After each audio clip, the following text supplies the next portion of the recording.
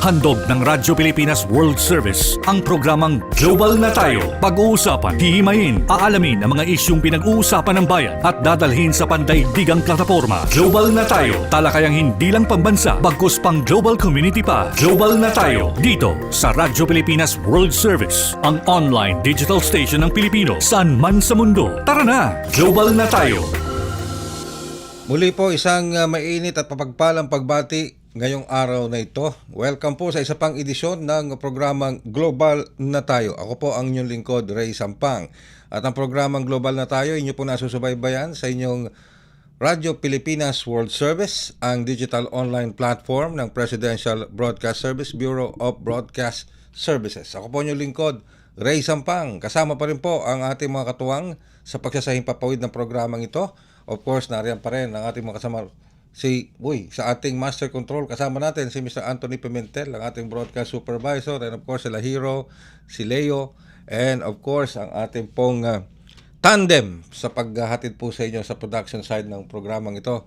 Hindi naghihiwalay talaga itong dalawang ito. Si Stephanie Vicente at si Mr. Jerome Toledo. Ayan po. Kamusta na po kayo? I hope you're all doing fine habang sumusubaybay dito sa ating live broadcast ng programang Global na Tayo. Tayo po ay napapakinggan sa pamamagitan po ng ating mga social media applications or platforms. Sa inyo pong Facebook, pwede nyo po kaming i-access para sa ating Facebook Broadcast Live. I-type nyo lamang sa inyong Facebook browser, Radyo Pilipinas World Service. Gayun na rin po, tayo po ay available sa ating YouTube channel. Sa inyo pong YouTube browser, type lamang Radyo Pilipinas World Service. And of course, sa ating live audio streaming. Kung wala pa po kayong PBS Radio Receiver app, i-download nyo na po yan. Ano po, ganito po yan. Kung kayo ay may smartphone or Android phone, or kung kayo man ay may iPhone, ano po, or Apple phone. Sa mga Android phones or smartphones, punta lang kayo sa Google Play. At kung kayo naman may iPhone o yung mga Apple phone, punta po kayo sa App Store. Yan, ano po. So, dun sa browser po na yon, i-type nyo lamang eBox PBS Receiver. Yung E as in elephant, V as in victory, O as in October, X as in Xerox, and then PBS Receiver. At kapag lumabas na po yan, itap nyo lang po yan, i-download niyo at kapag na-download nyo na po yan, itap nyo lang ulit para makita nyo po. Lalabas na dyan yung pong iba't ibang mga tile icon ng mga himpilan sa ilalim ng Presidential Broadcast Service. Isa na po dyan ang Radyo Pilipinas World Service tile icon at itap nyo lang po dyan at masusubaybayan nyo na ang mga programa dito sa Radyo Pilipinas World Service. Okay. So, simula naman ito ng ating pagsasama sa Himpapawid at sana po ay habang kayo nakikinig saan man kayo naroon, kayo man ay nasa loob ng bansa o kayo man ay nasa labas ng bansa, sana po ay nasa mabuti kayong kalalagayan. Ano po? Dalawang bagay po ang ating pag-uusapan ngayong araw na ito. Lalong-lalo na, kamusta muna dito sa ating mga kababayang overseas Filipino workers at mga Filipinos living and working abroad. Lalo na dito sa mga nagtatrabaho at naninirahan sa Hong Kong at Singapore. Bakit? Kasi tumataas po ang kaso ng mga COVID-19 cases sa nasabing dalawang bansa, Singapore and Hong Kong. Ano? Ngayon din, pag-uusapan natin, ito pong isang inilunsad na programa ng gobyerno, para sa ating mga fisher folk o sa ating mga mangingisda, lalo na dito sa naapektuhan ng bullying ng po China Coast Guard, Chinese Navy, maging ang kanilang China Militia. May inilunsad po kasi ang gobyerno sa pangunguna naman ito ng Department of Fisheries and Aquatic Resources o BIFAR. Ano yun? Ito yung tinatawag po nilang kadiwa para sa mga kadiwa for West Philippine Sea fishers o yung mga mangingisda po natin diyan po sa West Philippine Sea. Dadalin sa kanila ang kadiwa. Para sa kabuuan po ng ating usapang yan, magbabalik po muna kami makalipas ang ilang paalala. Ito ang Radyo Pilipinas World Service. Radyo Pilipinas World Service. Ang online digital platform station ng Presidential Broadcast Service, Bureau of Broadcast Services. Radyo Pilipinas World Service. Nagsisilbing makabagong tulay sa paghahatid ng balita, impormasyon at mga programa para sa mga Pilipino sa iba't ibang panig ng mundo gamit ang online services sa inyong mga social media application. Radyo Pilipinas World Service. Ang online digital station ng Pilipino para sa Pilipino, saan mang dako ng mundo. This is a public service announcement. Maging handa sa oras ng sakuna. Para sa iyo at sa iyong pamilya, laging siguruhin, Go Bag ay nakahanda at naglalaman ng mga sumusunod. Ilang pirasong damit, ready-to-eat na pagkain at inuming aabot ng 3 araw. Personal na gamit para sa inyong hygiene. First aid kit kabilang ang alcohol, bandages, gamot sa lagnat, ubo at sipon, pati na rin ang inyong vitamins at maintenance medicines. Maglagay ng pito, flashlight, lighter o posporo. Huwag kalimutan ang mga charger o power bank. At higit sa lahat, isama ang mga importanteng gamit gaya ng inyong mga legal na dokumento, IDs, ATM o passbook, insurance at iba pa. This is a public service announcement. Public service announcement From PBS, Presidential Broadcast Service and Radyo Pilipinas. Time to celebrate kulturang Pinoy. Tradisyon, musika, sining, literatura at iba pa. Anything and everything fun and Filipino. Ito ang Pinoy Kultura. One of the fondest memories I have as a kid is riding the jeepney. It made me feel like a king. Dahil ito ang King of the Road. The jeepney or jeep is a cultural symbol that has transported us to school, the office, sa mall, at sa iyong first date. Mura, makulay, at mabilis. Yan ang ating jeep. Maaari bang umusog-usog ng konti? Sakay na! Yan ang Pinoy Kultura because our culture is cool.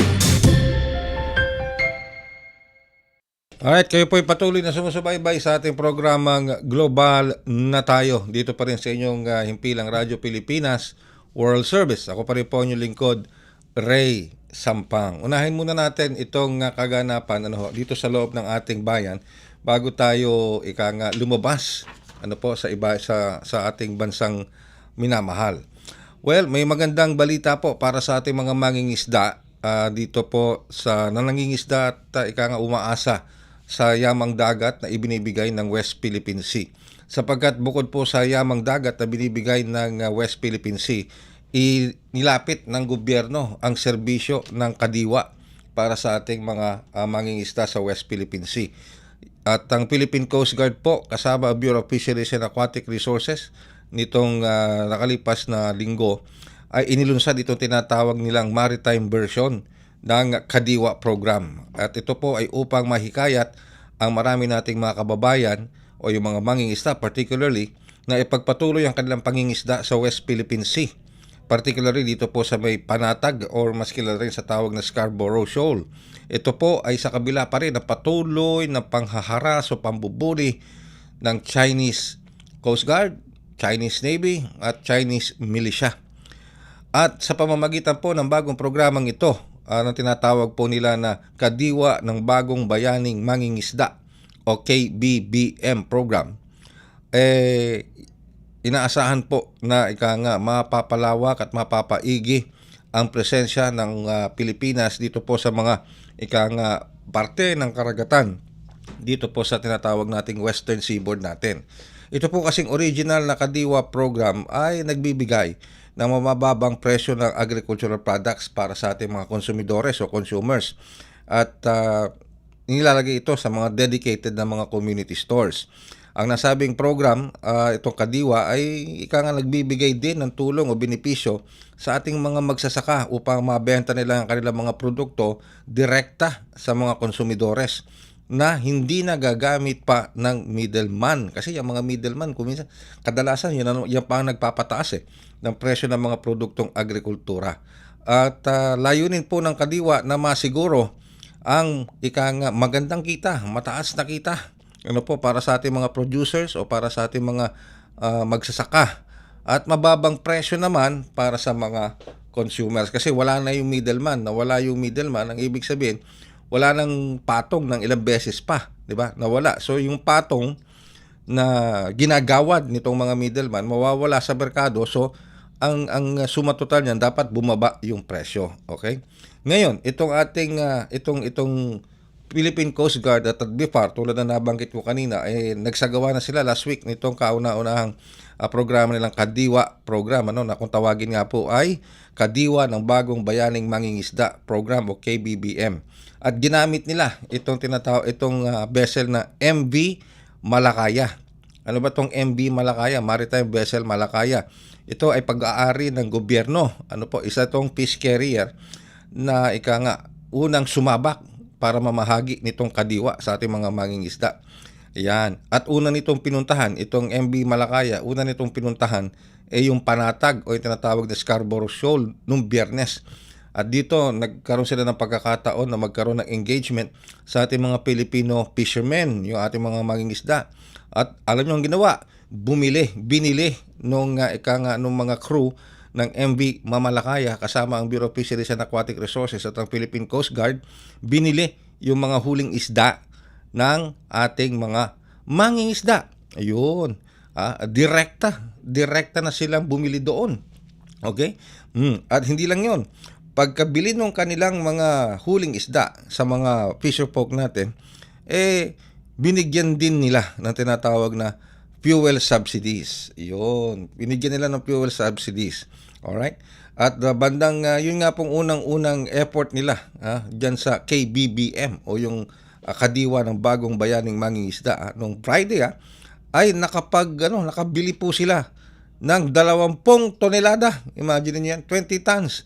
Nakabili sila ng 20 tonelada ng fresh, sariwang mga huling isda.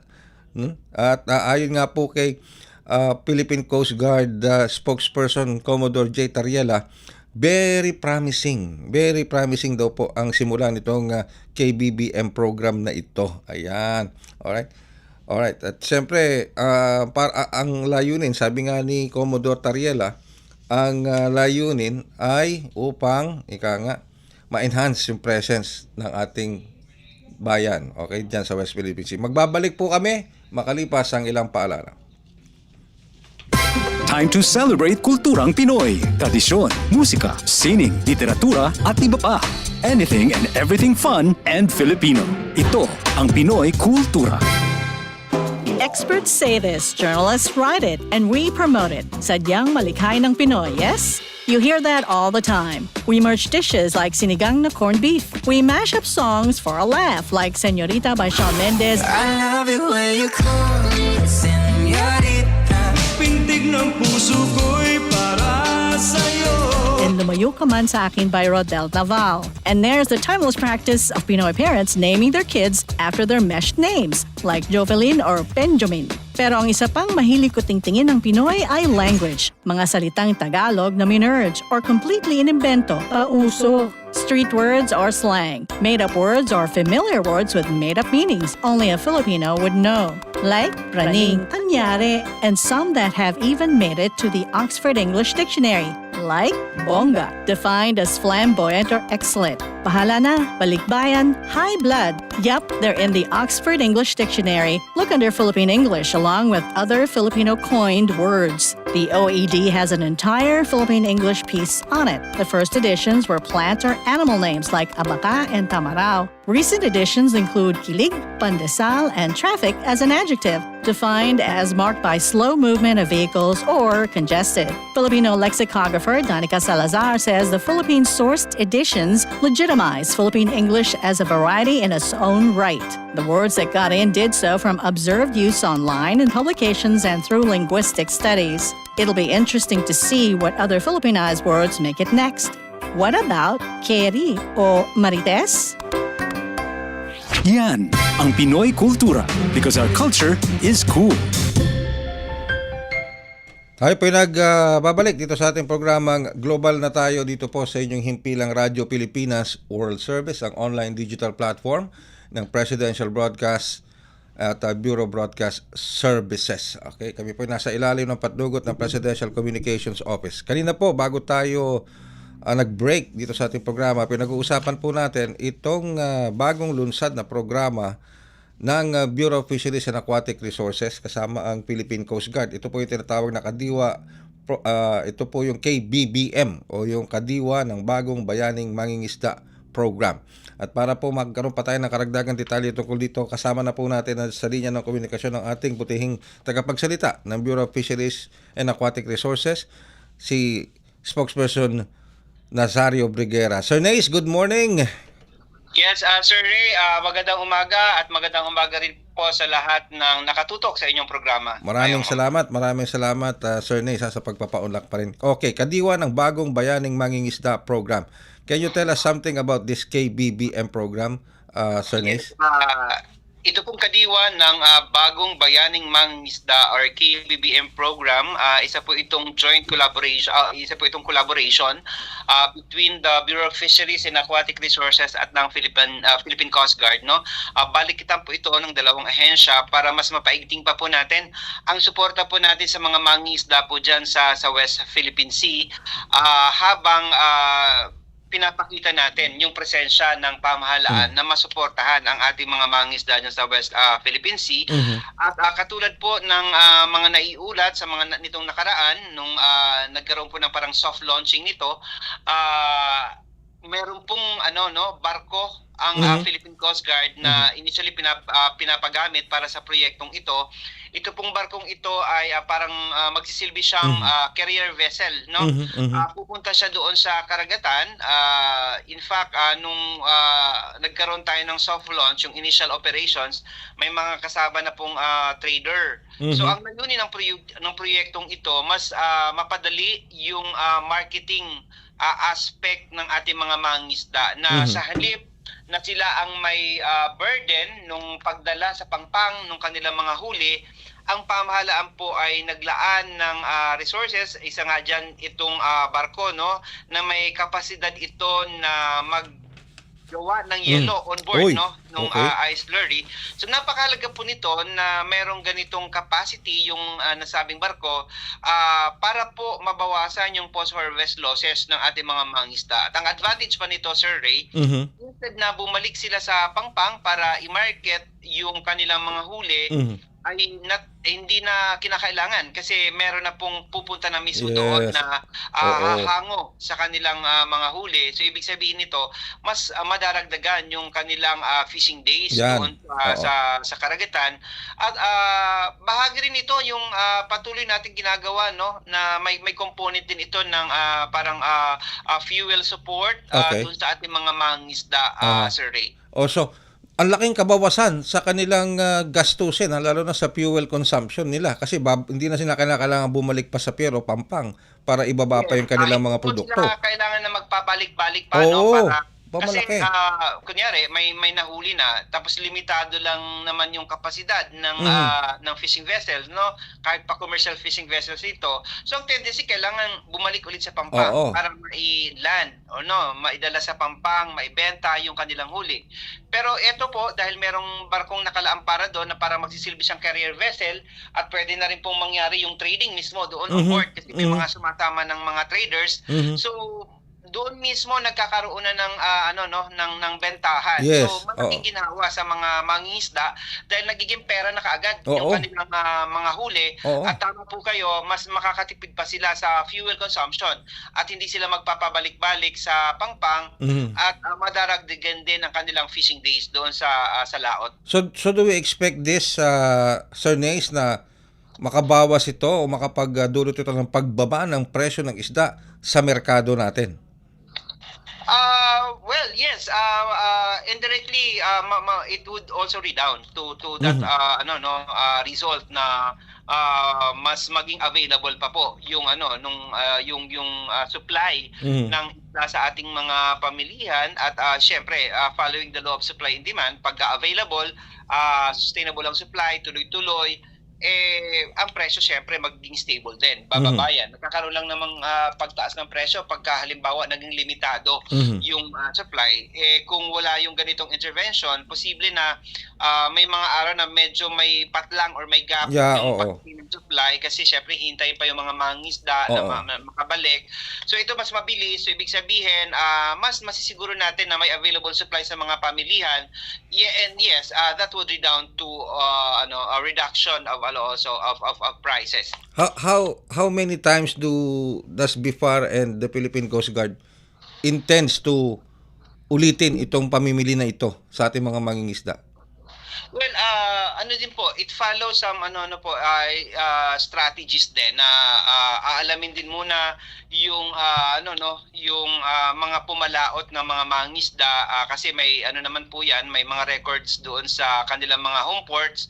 Aalamin, and then pagka na-establish natin yung numbers na nandoon sa laot, saka din pupuntahan yung ating mga mangingisda. So usually naman pagka fishing fishing season ang mga mangingisda halos linggo-linggo rin na nandiyan sa laot. So we expect na ganung frequency din ang mangyayari pagpapalaot. Okay. Kumbaga sasabayan nitong carrier vessel yung labas ng ating mga mangingisda, Sir Ray. Alright, so ang Philippine Coast Guard is there to provide security kasi baka nandiyan na naman yung mga Chinese sa Coast Guard, Chinese militia na nanghaharas. Well, basically it's a carrier vessel by the Philippine Coast Guard, and part of the objectives really is to establish our presence there. Yun, okay. So ano pala to? Multifaceted approach, no? Nakakatulong na tayo sa ating mga mangingisda, napapababa pa natin yung presyo ng isda, at the same time yung presence natin. We maintain our presence lalo na dyan sa may Panatag Shoal. Tama po yan, Sir Ray. Ganun nga po yung layunin nito. Alright. Sige, napakagandang balita po na yan, at we wish you all the best and the success para po dyan sa Kadiwa program na yan, yung pong KBBM, Kadiwa ng Bagong Bayaning Mangingisda Program. Sigurado, iniintay na po yung ating mga mangingisda, yung pagbabalik nyo dyan, Sir Anays at ang PCG, para direkta nang maibenta sa inyo, no? Yung mga isda. Masabi ko lang, sir, we also expect na madadagdagan pa yung Yun. carrier vessel natin kasi nakaprograma din ngayon sa Bureau of Fisheries and Aquatic Resources po, no? Kasi ito barko ng Coast Guard ang ginagamit ngayon. Pero ang BFAR po maglalabas din po ng ganitong klase ng barko. Alright. Para po maglayag din dyan sa West Philippine Sea. Parang ang tawag din namin ito ay food boat. So, ganoon din po ang magiging sa ganito rin po nakaangkla yung layunin ng lalabas namin bagong barko. Wala ba kayong plano? Kasi curious lang ako, Sir Nace, no? Kasi sabi Kadiwa ng Bagong Bayaning Mangingisda. Hindi ba pwedeng isama na rin yung pagbibigay o pagbebenta ng sa ating mga mangingisda ng murang bigas katulad ng 20 pesos na bigas? Para po sa mga mangingisda? Oo, hindi ba natin sila pwedeng bigyan? Basically naman po, existing ang Kadiwa program natin, at para po sa lahat ng sektor ng ating lipunan, mangingisda, magsasaka, ordinaryong mamamayan, pwede po silang pumunta sa mga Kadiwa outlets natin at makakakuha sila ng murang mga agricultural and fishery products. Ayun, okay. Well, with that, Sir Nace, maraming salamat. Nonetheless, meron pa tayong ibang mga mahalagang impormasyon para sa ating mga mangingisda. Go ahead po, Sir Nace. I think yun lang po muna natin sabihin na tuloy-tuloy naman po ang ginagawang inisyatiba ng pamahalaan para po magbigay ng suporta para po sa mga mangingisda natin dyan sa West Philippine Sea at sa mga mangingisdang Pilipino sa lahat ng sulok ng bansa. Kami po ay patuloy na magsusumikap na gawin ang aming mandato, at patuloy po kami makipagtulungan sa ibang ahensya ng gobyerno katulad po ng Philippine Coast Guard para po mas mahetid ang serbisyo para po sa mga tao. Napakagandang programa po niyan, Sir Nace. Thank you very much for giving us your time ngayong umagang ito. Thank you very much, Sir Nace. Salamat po sa pagkakataon. Mabuhay po ang inyong programa, Sir Ray. Ang ating pong opisyal na tagapagsalita ng Bureau of Fisheries and Aquatic Resources Director Nazario o Nace Breguera ng BFAR. Ayan, napakagandang programa ng pamahalaan, ng gobyerno sa pakikipagtulungan ng dalawang ahensya, Bureau of Fisheries and Aquatic Resources at ang Philippine Coast Guard. Biro nyo, wala na. Kapag nagtuloy-tuloy yan at lumawak pa, hindi lang sa Panatag Shoal, kasi hindi lang naman Panatag Shoal, meron pang iba tayong mga teritoryo dyan, malawak po yan, West Philippine Sea, malawak pa rin naman yung pinangingisdaan ng ating mga fishing community dyan, yung mga fisher folk natin, na laging hinaharas ng Chinese Coast Guard, Chinese Navy at Chinese Militia. Malaking bagay po dahil tulad nga po na napag-uusapan namin ni Sir Nace, hindi na kinakailangan bumalik pa nung mangingisda sa pier o sa pantalan, okay? para ibaba nila yung kanilang nahuling produktong isda, yung mga nahuli nilang isda. Kasi kapag bumalik ka pa dyan, ibig sabihin, additional expense yan. Krudo ang gagamitin mo pabalik, di ba? Tapos natutunaw pa yung yelo. So pagbalik mo ngayon ng Pantalan, bibili ka ulit, alalayag ka ulit. Bibili ka na naman ng yelo, magkakarga ka na naman ng krudo. So all of those adds up to operational expenses. At yung ginagawa ngayon nitong KBBM program, tinatanggal yung middleman na although may mga trader na doon, kasama nung MB Malakaya, may mga sumasama na, although meron pa ring trader doon, hindi na ganun kataas ang singilan. At hindi na kinakailangan bumalik pa ng mga mangingisda natin sakay ng kanilang fishing vessel pabalik ng pier o ng Pantalan, which eliminates extra cost on fuel consumption, yung operating cost, no? So nandoon lang sila, hindi na kinakailangan bumalik. So yung presensya nila laging nandoon 24 hours a day, depende kung gaano sila katagal sa laot. Alright? So tataas, no? Expect natin na tataas ang kita ng ating mga mangingisda dahil mababawasan yung kanilang operational expense. Ang tanong na lang ngayon, gaano kadalas ito gagawin ng Bureau of Fisheries and Aquatic Resources at ng Philippine Coast Guard? Ito ba ilan? Twice a week? Thrice a week?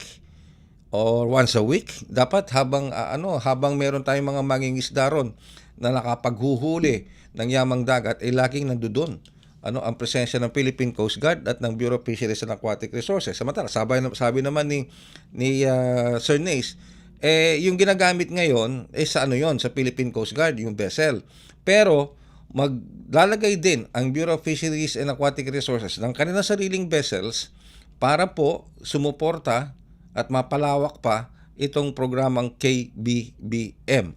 Yung Kadiwa sa mga bagong mangingisda. Ayan, At sana nga po makatulong po ng malaki sa inyo na ating mga fishing community na fisher folk at fishing community sa inyong mga pamilya. Dahil napakalaki talaga ng epekto ng ginagawang pambubuli ng Chinese Coast Guard, Chinese Navy at Chinese Militia dyan po sa West Philippine Sea. Alright? Okay, so samantala, sabi ko nga kanina, meron pa tayong ilang mga nalalabing minuto. Dumako naman tayo sa labas ng ating bansa. Kanina nabanggit ko, tumataas po ang bilang ng mga COVID-19 cases sa bansang Singapore at Hong Kong. At meron na rin po na italang ilang kaso ng pagtaas sa iba pang mga bansa sa Southeast Asia. Southeast Asia. Siyempre, pag sinabi nating Southeast Asia, kasama po dyan ang Pilipinas at iba pa nating mga kalapit na bansa. Pero ayon naman po sa Department of Health, hindi naman daw po ito cause for alarm. No cause for alarm, sabi po ng Department of Health. Yan po ang assurance ng Department of Health. Kasi nga po, dito sa Singapore, ito sa Singapore, ang latest data po nagpapakita na may estimate number ng COVID-19 cases nitong Mayo, first week of May, tumaas mula 14,000. 14,000 na na-detect nilang kaso nitong first week of May, dati po 11,100 lang nung sabihin natin last week of April. Okay, so tumaas At sabi po ng Ministry of Health ng Singapore, walang indikasyon na yung umiikot na variant ay mas transmissible o mas nakakapagdulot ng mas severe na disease. Samantala sa Hong Kong naman, dun sa kanilang major surveillance indicator ng COVID-19, pumalo ng 1-year high dahil nga rin naman sa mga pagbabago o changes dito sa pagbabago-bago ng strains at declining herd. Pag sinabi nating declining herd, ito po yung bilang ng mga tao na nabigyan na ng immunization. Okay? Natatandaan nyo, nabigyan kayo ng COVID-19 vaccine. Yung pong COVID-19 vaccine na yon, may length of time lang po yon na may effectivity. May expiration. Kapag umabot na po doon sa expiration, halimbawa 2 taon, 1 taon, 2 taon, yung effectivity ng vaccine, bumababa po ngayon yung inyong depensa laban sa COVID-19. At yun po yung sinasabi na declining herd. Kasi since na bumalik na po tayo sa normal ang buong mundo, lalo na po dahil dito sa naging COVID-19 pandemic na ito, bumalik na sa normal.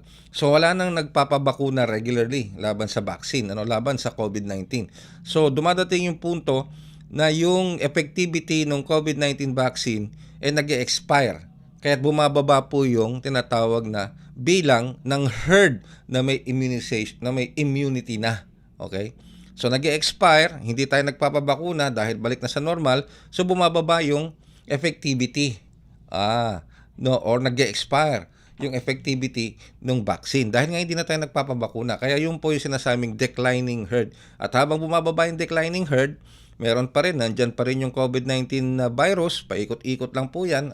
Minsan nga nag-mutate pa.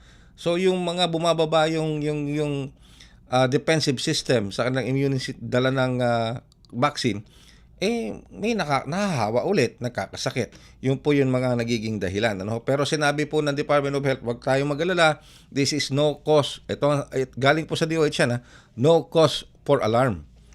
Bakit naman sinabi na no cause of alarm? Dahil sabi po ng Department of Health, as of May 3, sabi po ng Department of Health, ito po ay nakapag-record lamang ng 1,774 COVID-19 cases para po sa taong ito. 87% down, 80% pagbaba sa mga kaso noong 20 ito pong So ika nga malaki na yung binaba from 1,774 cases mula sa 14,000, napakalaki. At ang case mortality rate is only 1.13%. At ang pinapakita pong trend ay nagpapakita rin na slight decrease sa pagpapareport ng mga tinatawag na case fatality rate. So ginagawa naman po ng paraan. Pero nagpapaalala pa rin ang ating kagawaran ng kalusugan dito sa Pilipinas, ang Department of Health, na patuloy pa rin natin na gawin yung mga preventive measures na ginagawa natin dati. Ano yon? Laging magsuot ng face mask kung kinakailangan, lalo-lalo na kapag ikay pumapasok sa mga healthcare facilities. At kung kayo may nararamdamang hindi maganda sa katawan, may sakit, may ubo, may lagnat, may sipon, okay? Akala nyo tinatrangkaso kayo, yung pala COVID na, So, wag na po kayo lumabas ng bahay. Stay at home. At of course, practice proper respiratory hygiene. Kapag kayo'y babahin, natatandaan niyo yan pag nung kasagsagan ng COVID pandemic, kapag ikay sinisipon o bumabay ng umubo, tinatakpan mo yan Kung di ba naka-face mask ka, kung wala kang face mask, maski na nasa loob ng bahay, tinatakpan mo ng panyo or lumilingon ka sa iba para hindi direkta makaapekto doon sa mga taong kasalamuha mo sa loob ng bahay. Okay? At of course, ang pinakamahalaga, magpatingin ka agad sa doktor para malaman kagad. Yan ba'y ordinaryong flu lang? Yan ba'y ordinaryong trangkaso?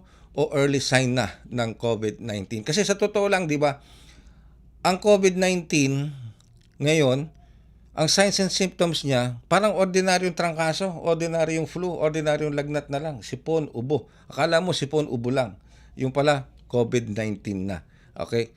So, yan po ang ating paalala sa ating mga kababayan. Sabi nga po ng Department of Health, bagamat tumataas ang kaso ng COVID-19 sa ating mga kalapit na bansa tulad ng Hong Kong at Singapore, ang sabi po ng Department of Health, no cause for alarm. At sabi pa ng kagawaran ng kalusugan natin, kinakitaan pa ng patuloy na pagbaba ng kaso ng COVID-19 sa Pilipinas, maging sa case mortality rate. At sa pamamagitan po niya, tayo po ay magpipindit na ng isa pang edisyon ng programang Global na Tayo. Sa ngalan po ng ating mga nakaagapay sa pagsasayang papawid na programang ito sa ating mga social media platforms, like I said, meron tayo sa Facebook Live, meron tayong live audio streaming, at meron tayo sa YouTube channel. Please like, share, and subscribe at pong mga iba't ibang mga social media platforms. Again, ako po yung lingkod, Ray Sampang. Maraming salamat hanggang sa isa pang edisyon ng Global na Tayo. Handog ng Radyo Pilipinas World Service ang programang Global na Tayo. Pag-uusapan, hihimayin, aalamin ang mga isyung pinag-uusapan ng bayan at dadalhin sa pandaigdigang plataforma. Global na Tayo, talakayang hindi lang pambansa, bagkus pang global community pa. Global na Tayo, dito sa Radyo Pilipinas World Service, ang online digital station ng Pilipino saan man sa mundo. Tara na! Global na Tayo!